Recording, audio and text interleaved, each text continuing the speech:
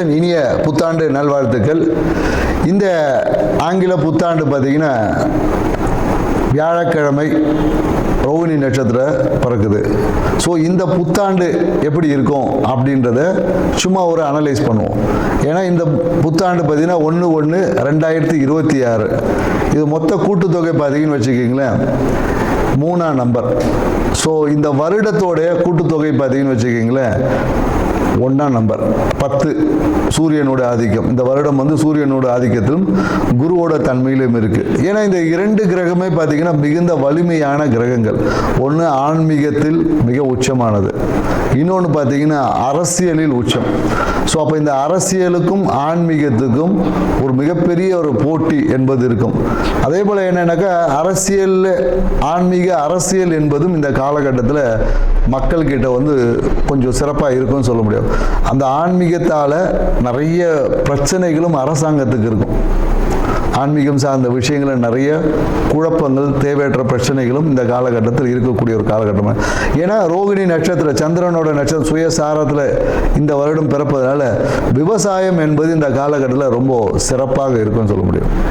விவசாயம் மிக சிறப்பாக இருக்கும். குறிப்பாக என்னன்னாக்கா குழந்தைகளோட நலனை பேணி காப்பதற்காக, இல்லை குழந்தைகளோட வெல்ஃபேருக்காக புதிய சட்டங்கள் எல்லாமே வரும். இந்த காலகட்டத்தில் என்னன்னாக்கா அரசாங்கத்தில் பார்த்தீங்கன்னா அதுவும் என்ன மத்திய மாநில அரசாங்கம் இரண்டும் ஒன்று இணைந்து குழந்தைகளுடைய மேம்பாட்டுக்காக ஏதாவது ஸ்கீம்ஸ், குழந்தைகள் ஏற்கனவே ஜெயலலிதா அம்மா பீரியடில் தொட்டில் குழந்தை திட்டம் மாதிரி இந்த காலகட்டத்தில் குழந்தைகள் எதிர்கால நலன் பாதுகாப்புக்காக சில சட்டங்களை உருவாக்க வாய்ப்புகள் இருக்கு. ஏன்னா காஸ்மெட்டிக் திங்ஸ்ல ஏதாவது ஒரு பிரச்சனைகளை சந்திச்சு காஸ்மெட்டிக் திங்ஸ்க்கு ஒரு ரெகுலேட்டர் ஆக்ட் ஏதாவது வரும்.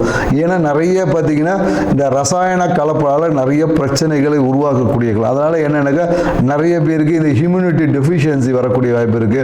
ரசாயன கலப்பால நிறைய பாடியில் பார்த்தீங்கன்னா விஷத்தன்மைகள் வந்து அதிகரிக்கக்கூடிய வாய்ப்பு. அதனால என்னன்னாக்கா இந்த காலகட்டத்தில் காஸ்மெட்டிக் திங்ஸ்ல கொஞ்சம் கவனம் தேவை. மருந்து சார்ந்த விஷயத்தில் அந்த ரசாயன கலப்புகள் அதிகமாக அந்த விஷத்தன்மை, அதாவது குறிப்பாக என்னன்னாக்கா அந்த ஹியூமினிட்டி சார்ந்த விஷயம் சொல்லுவாங்கள்ல, ஊட்டச்சத்து மருந்துகள் இல்லை நமக்கு இம்யூனிட்டி அதிகமாக்கக்கூடிய விஷயங்களில் பார்த்தீங்கன்னா ஏதாவது ஒரு ரசாயன கலப்பால் சில பாதிப்புகள் எல்லாமே உருவாகும். அதனால் அதை ரெகுலேட்டர் பண்ணக்கூடிய சில விஷயங்கள் குறிப்பாக தமிழ்நாட்டில் கண்டிப்பாக இந்த மருந்து கட்டுப்பாட்டுக்காக ஒரு வாரியம் இல்லை அதுக்கான ஒரு சிறப்பு விஷயங்கள் அமைவதற்கான வாய்ப்பு இருக்குது. மேலும் பார்த்தீங்கன்னா இந்த காலகட்டத்தில் என்னன்னாக்கா ஏதாவது ஒரு ரயில் விபத்துக்கள் மாதத்தில் பார்த்தீங்கன்னா ஒரு ஏப்ரல் மே மாதத்தில் ஏதாவது ஒரு ரயில் விபத்துக்கள் சந்திக்கிற வாய்ப்பு இருக்குது. ஸோ ட்ரெயினில் ஏதாவது ஒரு எலக்ட்ரிக்கல் ஃபயர் ஆக்சிடென்ட் இந்த மாதிரி ஏதாவது ஒரு நிகழ்வு வந்து இந்த காலகட்டத்தில் நடக்கும். அதனால் என்னென்னாக்கா ரயில்வே துறை இப்போவே வந்து அதுக்கான ஒரு முன்னெச்சரிக்கை. ஏன்னா அதிவேகமாக, அதுவும் என்னென்னாக்கா அதிவேகமாக பயணிக்கக்கூடிய ரயிலில் தான் அந்த விபத்து என்பது ஏற்படும். ஸோ மேலும் என்னென்னாக்கா நிறைய இந்த காலத்தில் பிஸ்னஸ் முதலீடுகள் வரும். நிறைய பேர் இன்வெஸ்ட்மெண்ட் பண்ணுவாங்க. புதிய தொழில் முனைவோர் அதிகமாகுவாங்க இந்த காலகட்டத்தில். நிறைய பேர் எனக்கு தொழில் முனைவோர் பட்டியல்னா நிறைய பேர் வேலைக்கு போயிட்டு இருந்த காலத்திலும் நம்ம ஒரு பிஸ்னஸ் பண்ணலாமான்ற எண்ணங்கள் வந்து இந்த காலகட்டத்தில் அதிகமாக இருக்கும்னு சொல்ல முடியும்.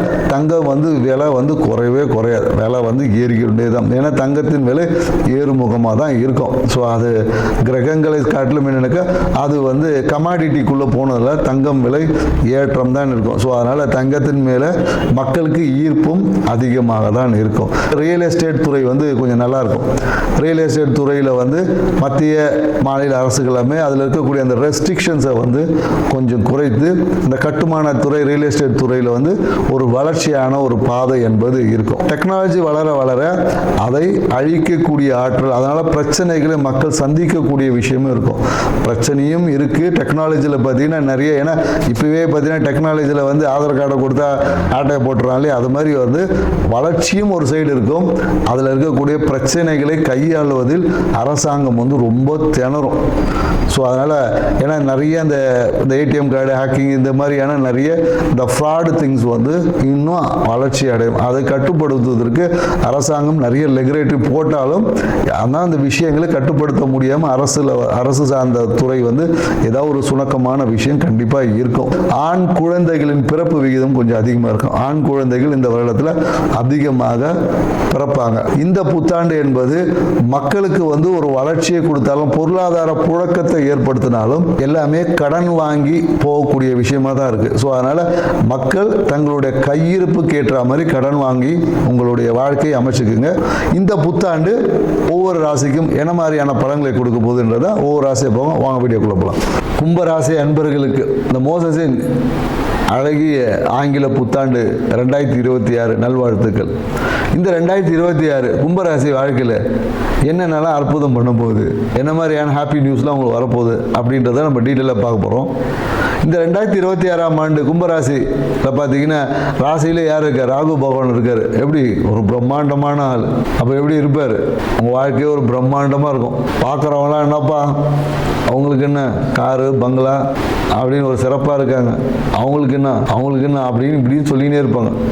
ஆனால் உங்ககிட்ட கேட்டால் தான் தெரியும் நீங்கள் அதுக்காக எவ்வளோ கஷ்டப்பட்டுருக்கீங்க, எவ்வளோ உழைச்சிருக்கீங்க, உழைச்சி எவ்வளோ காசு வரல, அந்த உழைப்புக்காக நீங்கள் எவ்வளோ காலி பண்ணியிருக்கீங்கன்னு உங்களை கேட்டால் தான் தெரியும். ஸோ இந்த ஆண்டு உங்களுக்கு பிரம்மாண்டத்தின் ஆண்டாக இருந்தாலும் நிறைய கனவு கற்பனையிலேயே வாழ்ந்து விட்டோம். ஸோ அதை வந்து இப்போ இந்த 2027 நாங்கள் தண்ணி தெளித்து எழுப்புகிறோம். ஐயா நீ கண்டதெல்லாம் கனவு, வாழ்க்கை இப்படி ஒன்று இருக்குது, இதை பண்ணால் தான் எல்லாம் நடக்கும் அப்படின்னு சொல்லக்கூடிய ஒரு ஆண்டு. ஸோ அதனால் இந்த கும்பராசி அன்பர்களுக்கு இந்த காலத்தில் திருமணத்திற்காக காத்து இருக்கிறவங்களுக்கு எல்லாமே பார்த்தீங்கன்னா ஏதோ ஒரு அரசியல் குடும்பத்தில் ஒரு மன மகிழ்ச்சி, நீங்கள் ஹாப்பியாக எதிர்பார்த்த மாதிரி திருமணம் என்பது இந்த காலகட்டத்தில் சிறப்பாக நடக்கும். சில பேருக்கு என்னென்னாக்கா வீட்டு பக்கத்துலேயே கூட வர அமையும்.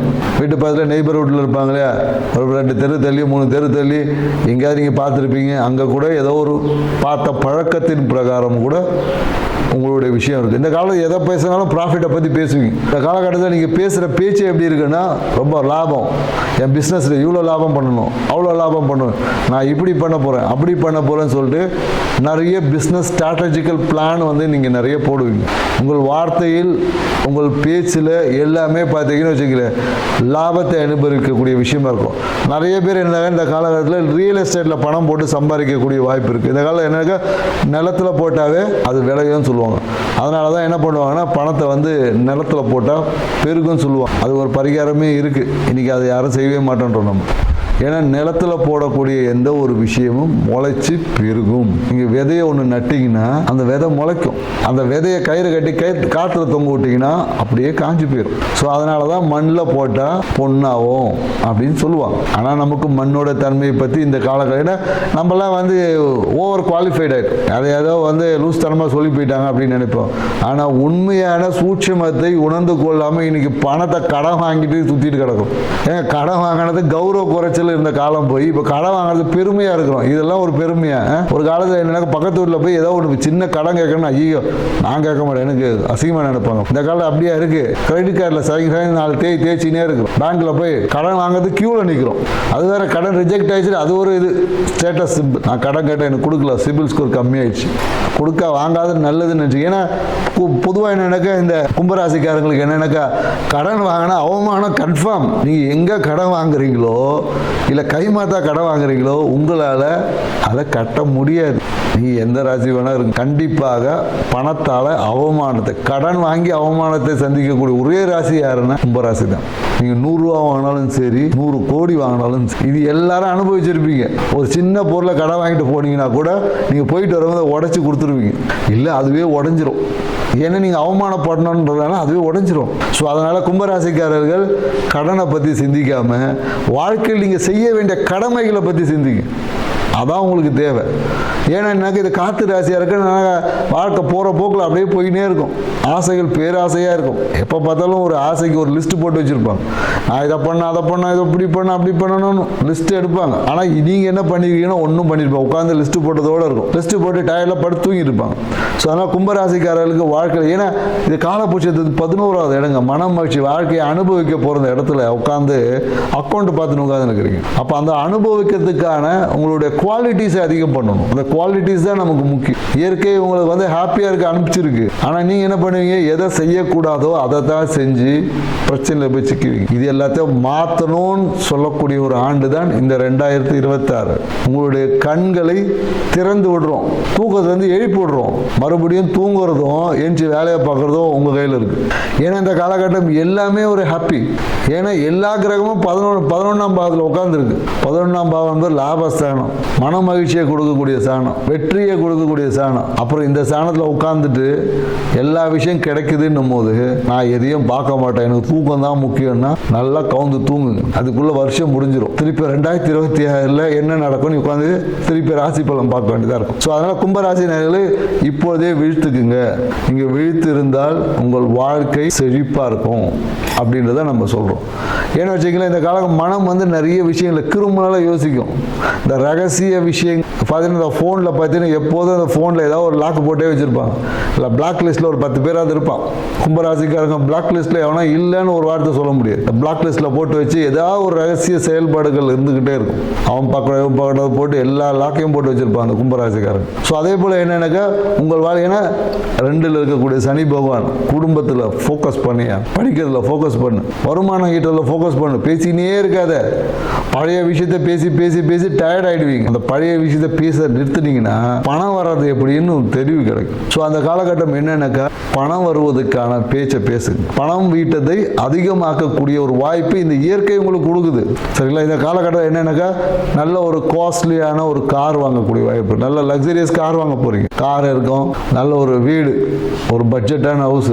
அப்படியே நீங்க இந்த காலகட்டத்தில் கும்பராசிக்காரன் வீடு கட்டினா எப்படி திரும்ப கட்டுவாங்க, ஒரே கண்ணாடியில் அப்படியே சும்மா அலங்காரம் திறந்தவொடனே ரோடு தெரியும், இது தெரியும், அது தெரியும், எல்லாம் தெரியுற மாதிரி கண்ணாடியிலே வீடு கட்டணும்னு ஆசைப்படுவோம். அப்படி ஸ்க்ரீனை திறந்தவொடனே சிட்டி ஃபுல்லாக தெரியணும், அப்படி ஸ்க்ரீனை திறந்து அது தெரியணும், இது தெரியணும். இப்படி தான் வீடு கட்டக்கூடிய ஒரு கற்பனை வளம் இருக்கு. வீட்டில் ஒரு ஸ்விம்மிங் பூல் இருக்கணும், பெரிய ஃபிஷ் டேங்க் இருக்கணும், இப்படிலாம் கட்டுவீங்க. உங்களோட வீடை கட்டும் போது வாஸ்து பிரகாரம் கட்டணும்.